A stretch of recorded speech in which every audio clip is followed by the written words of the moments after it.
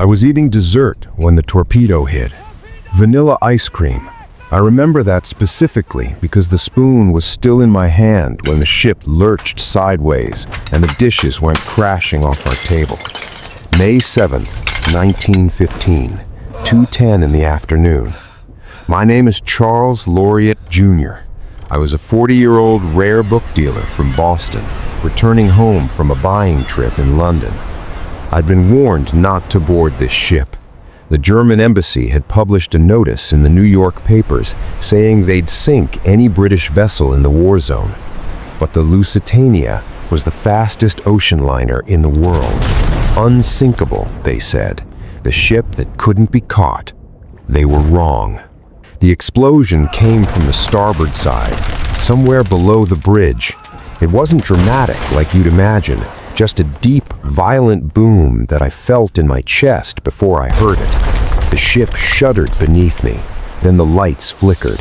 A second explosion followed immediately, much more powerful than the first. I never learned what caused that second blast. Nobody could explain it. The whole vessel trembled like a wounded animal.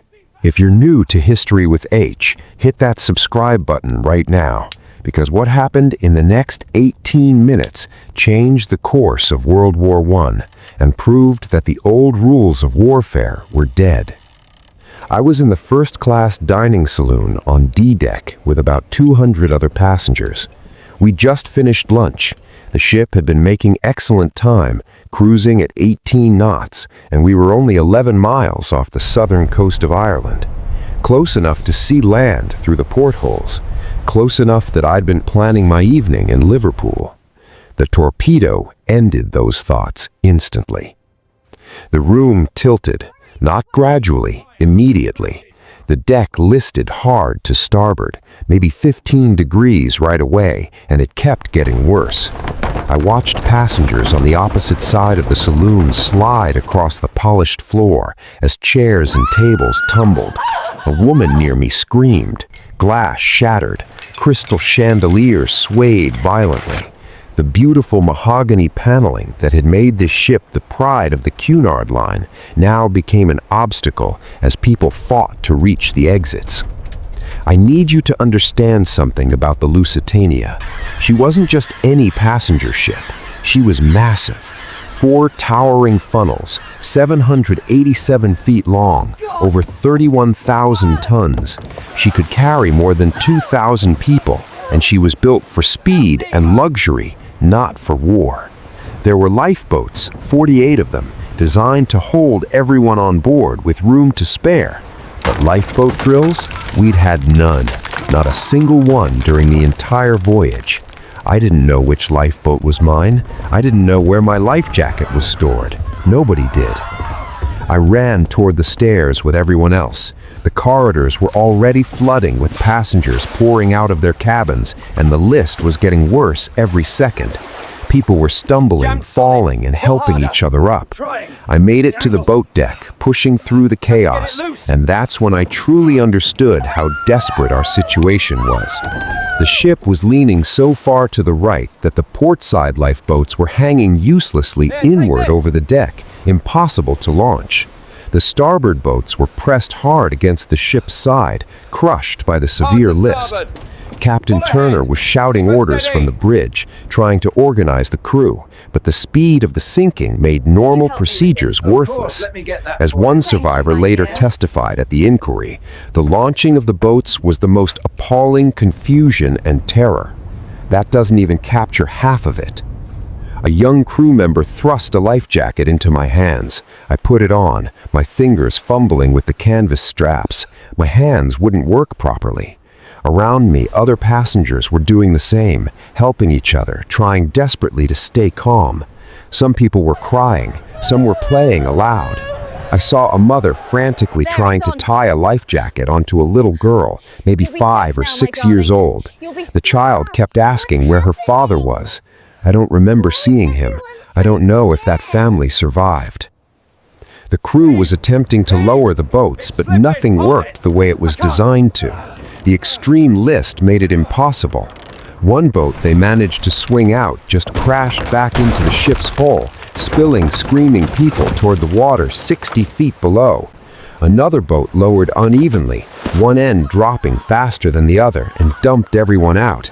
I watched passengers fall. I heard them hit the ocean. The timeline is critical to understand. The torpedo struck at 2:10 p.m.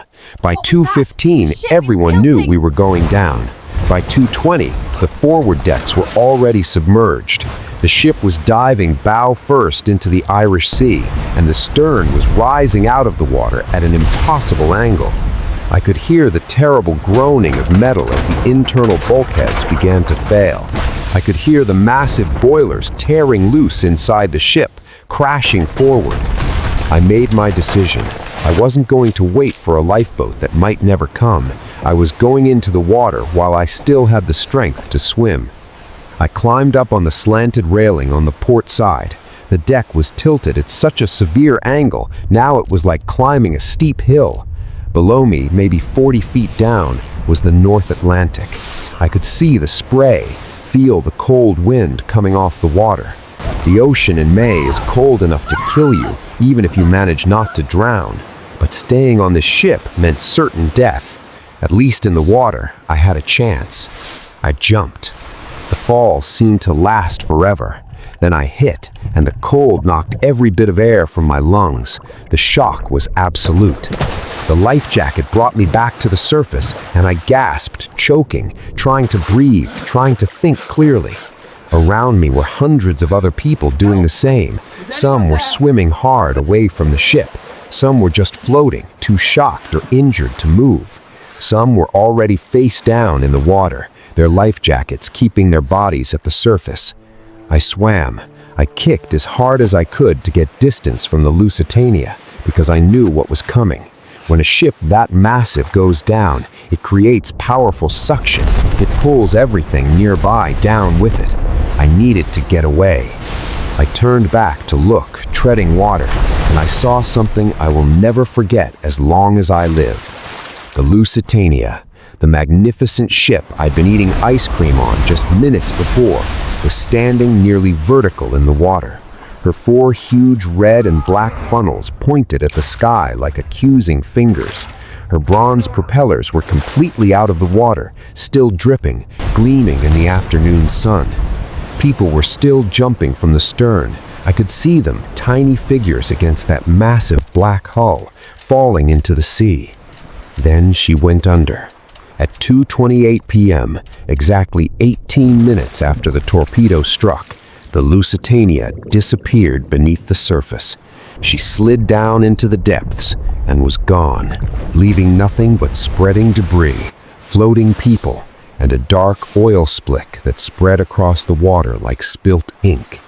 The suction wasn't as violent as I'd feared, but the wave that followed nearly drowned me anyway. I went under, came up coughing and sputtering, and went under again. When I finally surfaced and could see clearly, I was surrounded by wreckage, deck chairs, wooden panels, steamer trunks, bodies. So many bodies floating in the cold water. Some were moving, swimming, calling out for help. Some were already still. I grabbed onto a piece of wooden decking, something solid to hold on to, and I just floated there, focusing entirely on survival. The cold was unbearable, worse than the fear, worse than the shock. The North Atlantic in May is brutally cold. I stopped feeling my legs first, then my arms. I couldn't think beyond the next breath, the next wave, staying conscious. Other survivors were nearby, clinging to debris, calling out to each other. We formed small groups, 5 or 6 people holding on to the same wreckage, trying to keep each other awake. If you fell asleep in that water, you died. It was that simple. I don't know exactly how long I was in the water. Time lost all meaning. It felt like hours. It might have been 45 minutes. All that mattered was the next breath, not letting go, staying alive. Then I saw the boats coming. Small fishing vessels from Queenstown, a little port town on the Irish coast, had seen the Lusitania go down. They came out as fast as their engines could push them, maybe a dozen small boats, pulling survivors from the water one by one. When they reached me, I couldn't climb the rope ladder on my own. My arms wouldn't respond. My legs were completely numb. They had to haul me up like cargo, like a sack of grain. I was one of the lucky ones. Of the 1,959 people aboard the Lusitania that afternoon, 1,198 died, gone, drowned in the cold Atlantic, or killed in the initial explosions. That included 128 Americans, which became one of the major reasons the United States eventually entered World War I. I survived, pulled from the water, suffering from severe hypothermia and shock, but alive. I was taken to Queenstown, wrapped in rough wool blankets, given hot tea by kind Irish locals, and treated by overwhelmed doctors dealing with the largest maritime disaster they'd ever seen. I stayed in Ireland for 2 weeks, recovering in a small hotel, giving detailed testimony to the British Board of Trade inquiry. They wanted to know everything I could remember, what I'd seen, what I'd heard, the exact timing of events, whether I thought the ship had been carrying munitions, which might explain that massive second explosion. I told them the truth. "I don't know," I said. "I never learned what caused it. I was eating ice cream when the world ended." The Germans claimed the sinking was justified because the Lusitania was secretly carrying war materials for Britain. Years later, documents proved they were partially right. The ship was carrying rifle ammunition and artillery shells in her cargo hold. But that fact doesn't justify killing nearly 1,200 civilians, including 94 children. The world was horrified. Newspapers across America and Britain ran headlines calling it murder. American public opinion turned sharply and permanently against Germany. President Wilson issued stern diplomatic warnings. The path toward American involvement in the war had begun that afternoon, 11 miles off the Irish coast. I eventually made it back to Boston. I tried to return to my normal life, to my rare book business, to forgetting what I'd seen and heard. But I never really forgot. How could I? Every time I saw the ocean, I remembered floating in it, freezing, surrounded by the dead and dying. Every time I read about the war in Europe, I thought about those 18 minutes that changed everything. 1,198 people died that day because a German U-boat commander named Walter Schwieger decided to fire one torpedo at a civilian passenger liner flying the British flag. He followed his orders. He did exactly what his government and military training told him to do, and in doing so, he changed the world forever. I want to ask you something, and I genuinely want you to leave your answer in the comments below. If you'd been standing on the dock in New York on May 1st, 1915, holding your ticket to board the Lusitania, and you'd seen the German embassy's warning printed in the newspaper that morning, would you have sailed anyway, or would you have stayed behind? Tell me honestly in the comments. And if this story affected you the way it still affects me, share it with someone. These stories matter. These people mattered. Their names and their lives deserve to be remembered. The wreck of the Lusitania lies at the bottom of the Irish Sea right now, about 11 miles off the old head of Kinsale. She's resting at a depth of 300 feet, broken into sections, deteriorating slowly. Divers have visited the wreck over the years. They've recovered artifacts, personal belongings, pieces of the ship herself. But most of her passengers are still down there, never recovered, never brought home to their families. I'm sharing this story here on History with H because it's not just about a famous shipwreck.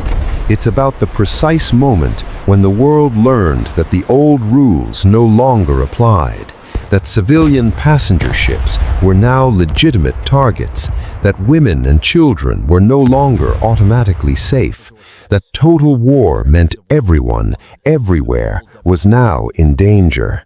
The sinking of the Lusitania was a turning point, not just in World War I, but in all of human history.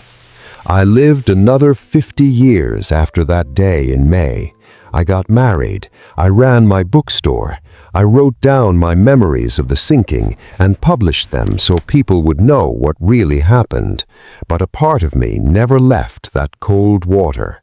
A part of me is still there, 18 minutes from death, still clinging to floating debris, still trying to understand how the world can change so completely in such a short time.